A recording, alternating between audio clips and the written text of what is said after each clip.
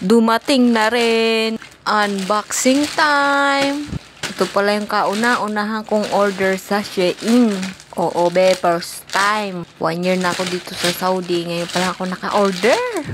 Aba, syempre, kailangan mo rin regaluhan yung sarili mo. Tama ba? So, ito na nga, unang bunot, t-shirt. Oo, be, t-shirt 1. Syempre, sumunod, t-shirt ulit. At pangatlo, t-shirt ulit. O, diba, hindi na paghahalata mahilig sa t-shirt? Tignan mo naman ngiting-ngiti ito si ate mong girl. Aba, 2 weeks kong hinintay itong order ko, no? Syempre, excited tayo mag-unboxing. Parang pakiramdam ba, nagbubukas tayo ng regalo. Ganun. Yun nga lang, ito palang housing na order ko, mali.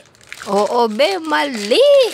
Hindi tugma dun sa cellphone ko, be. Sayang. Buti na lang hindi to kamahalan. Siguro nasa 3 real lang to. Ang ganda sana ng design niya. Nakakainis. Jelly case siya, be. Makapal, sayang. Hindi siya tugma sa aking cellphone. Pero ayos lang yan. Bigay ko na lang to sa iba kong kasama na syagala. Sunod.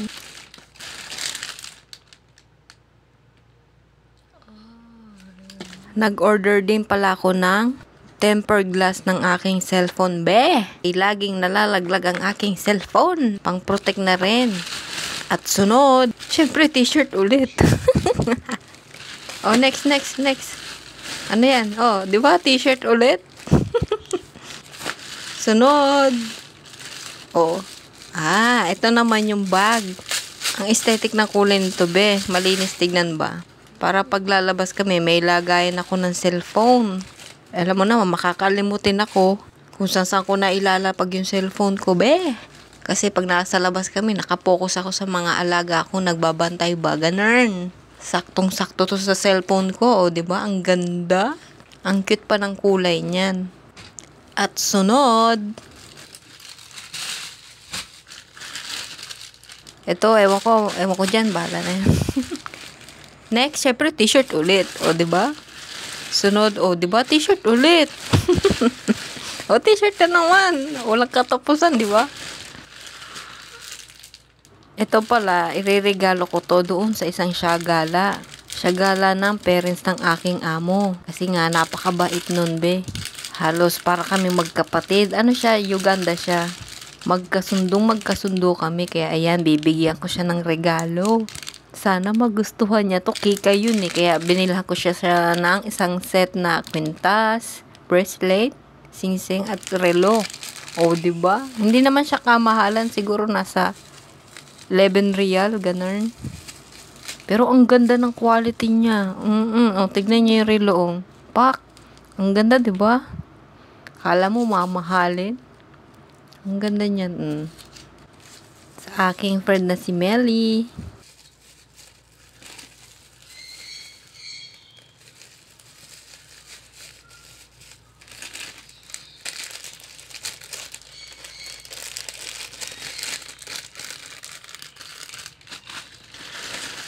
Then next, t-shirt ulit. Oh, 'di ba? Black naman. Lahat ng kulay binili ko na. Tapos nag-order din ako ng bracelet ko. Syempre, ako rin meron. Kulay gold siya, pero hindi siya tunay na gold, ano. Ang first time ko bumili ng ganyan.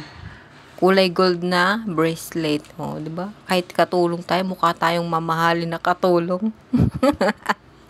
Ang ganda niyan, para siyang relo. Pero hindi yan relo.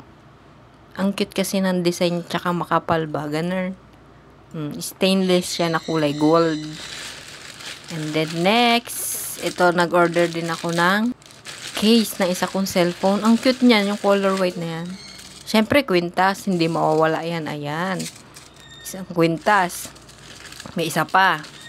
Ayan, kwintas din yan. Silver naman. Yung isa gold, ito silver. At syempre, meron pang isa. Ayan, ginawa kong pansabit ng bag ko yan. Ayokong ikwintas yan. Wala na, tapos na. So, tignan nyo kung gaano kadami akong in-order. Kasi nga, feeling ko, last na yan. O next na order ko, siguro matagal ulit. Kasi hindi ako mahilig basta, Tapos sa next video pala, papakita ko lahat sa inyo yung in-order kong t-shirt. Ang gaganda!